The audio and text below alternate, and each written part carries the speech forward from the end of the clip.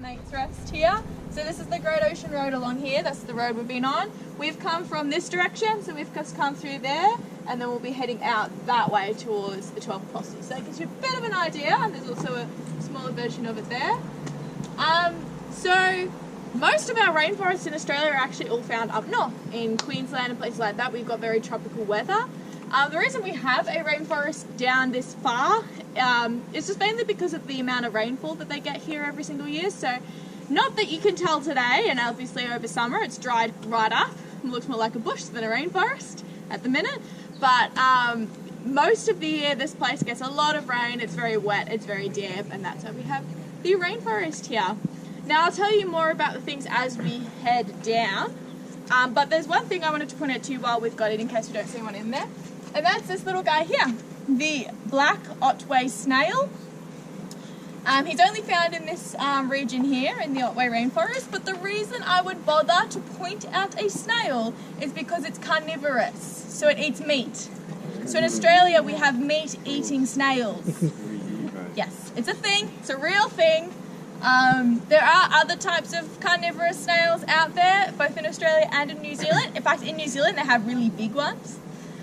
Here they're just little, and this guy's only found in this area here. So if you see a snail, yell out. Don't let it get too close. Now, I've had a guest let one crawl on them before. I wouldn't do that, but they feed off things like mosquito larvae. They will eat other types of snails too, so they're bit of cannibalism there. But yeah, they're pretty cool. Anyways, I will talk to you about a few things as we go down there. There have been some koalas in this area. I don't know if there's any around today. There was a mum and baby, but they've moved on to another area now, so I don't think they're here, but I'll keep an eye out. You never know. During the winter season, when it's really wet, they don't like it here. It's too wet for them, but right now, while it's quite dry, sometimes they hang out because there's some eucalyptus trees around here. But let's go for a walk.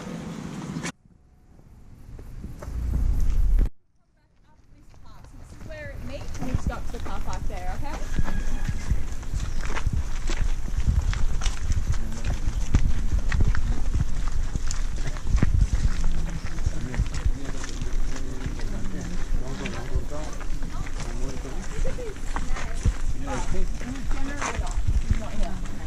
This guy's what I want to put out. Look up! So this guy is called a mountain ash tree. They are currently the world's tallest flowering trees. They can grow up to about 110 meters tall. This guy's not that tall. This guy's only a little baby, but still pretty tall in comparison to a lot of the other trees hanging around here. They are a type of eucalyptus trees, generally not the ones that the koalas like, but you never know. The reason they get their name mountain ash actually comes from the way in which new mountain ash trees are formed. So, bushfires. You guys have been pretty lucky if you haven't been hanging around too long. You come right at the end of summer, so we haven't had too much problems with bushfires, but over summer, every single summer, there are bushfires. There have been some over the summer this year as well, sort of more January time, we had a few. And in Victoria for us, obviously they're quite devastating. We can lose large parts of our state in a single day. We just had like the 10th anniversary a couple weeks back for Black Saturday, so 10 years ago. We lost half of our state in one day. So it was really, really bad series of bushfires. I think there was about 7 or 8 bushfires from memory, I'd have to look it up.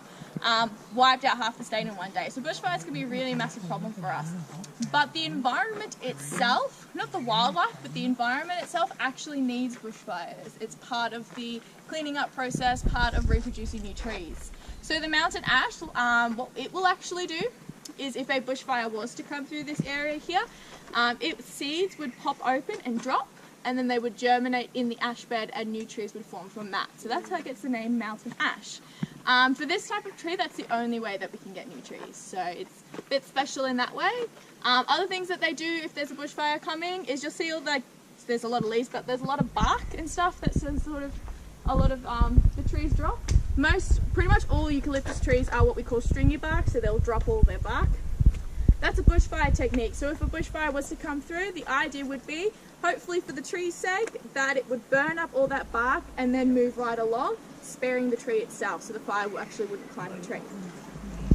They'll also drop all their leaves, and they'll even drop their branches. That's for their water storage. So obviously during a bushfire, water is pretty much non-existent. They have to work with whatever they've got to stay alive, otherwise they will perish. What they'll do is they'll drop all their limbs and just focus on keeping the water in that trunk area. So the tree will appear dead, but it's actually working the water in that trunk, and then when the bushfire clears up and we start getting some rainfall and stuff like that, it'll actually grow back again. So yes, that's mountain ash tree. There is also a mountain ash tree behind you, but that guy has met a slightly more unfortunate fate. So this area here has not seen a bushfire in a very, very long time. In fact, some of the ferns here are date about 1,000 years old. So a very long time since we've had a bushfire.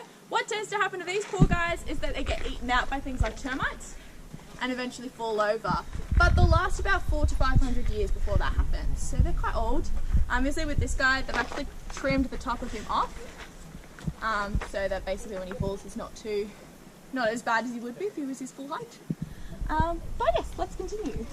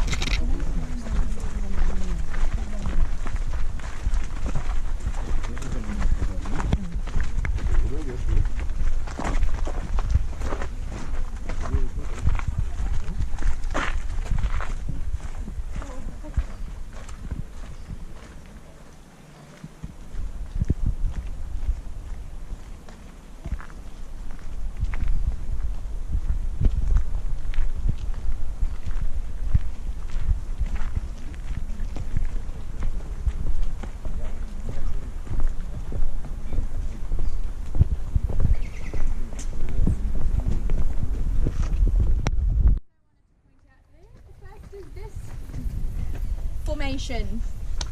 So this type of tree here is called a myrtle beech tree.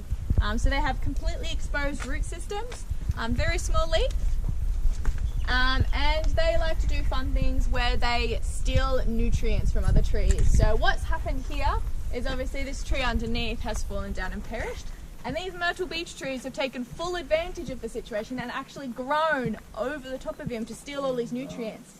And they also join together and make like tree formations to steal the nutrients from there. So you can see that's probably two trees that have like intertwined and then go up, and then you've got another one here. So they're like thieves.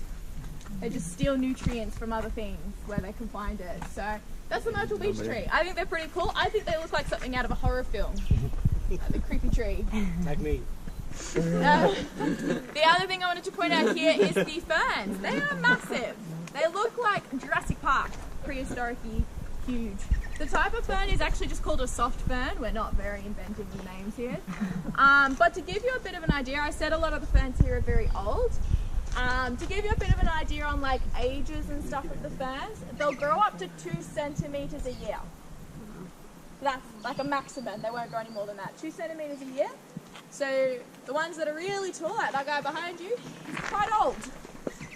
They also do fun things where their way of sort of surviving, because they are quite soft, so if we had like storms and winds and stuff come through here, they can fall over. But what they'll actually do is not give up. They will continue to grow upwards even after they've been knocked down. Indigenous Australians lived on this land. They had a custom where they'd bring their young ladies to a tree like this one, and they'd have them walk through it, because they believed that this was a fertility tree, so it would make the young female fertile. So you've been warned, all of you. Fertility tree. Fertility tree. But honeymooners, you get first pick.